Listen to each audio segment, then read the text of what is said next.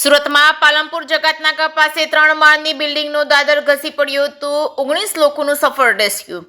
સુરતના પાલનપુર જકાતનાકા નજીક આવેલી સરસ્વતી પાર્ક ટાઉનશીપમાં આજે એક મોટી દુર્ઘટના સર્જાઈ હતી. અહીં આવેલ ગ્રાઉન્ડ પ્લસ 3 માળની એક જર્જરિત બિલ્ડિંગનો દાદર અચાનક તૂટી પડ્યો હતો, જેના કારણે ટાઉનશીપમાં ભારે અફરાતફરીનો માહોલ સર્જાયો હતો. ઘટનાની જાણ થતાં સુરત ફાયર વિભાગની ટીમ તાત્કાલિક ઘટનાસ્થળે પહોંચી હતી. દાદર તૂટી પડતા જ ફસાઈ ગયેલા લોકોને બહાર કાઢવા માટે ફાયર વિભાગે તરત જ રેસ્ક્યુની કામગીરી શરૂ કરી હતી. ફાયર ફાઇટરની સમય સૂચકતા અને ઝડપી કાર્યવાહીના કારણે બિલ્ડિંગમાં ફસાયેલા કુલ 19 જેટલા લોકોનું સફળતાપૂર્વક રેસ્ક્યુ કરવામાં આવ્યું છે. સદનસીબે આ ગંભીર દુર્ઘટનામાં કોઈ જાનહાનિના સમાચાર નથી. જોકે બિલ્ડિંગનો દાદર તૂટવાના કારણે માળખાકીય સુરક્ષા પર ગંભીર સવાલો ઉભા થયા છે. સુરત મ્યુનિસિપલ કોર્પોરેશન હવે બિલ્ડિંગની સુરક્ષા અને દાદર તૂટવાના કારણોની તપાસ શરૂ કરી છે. કે સિંહ ગુજરાતી સાથે સુનિલ ગંજાવાલા, સુરત.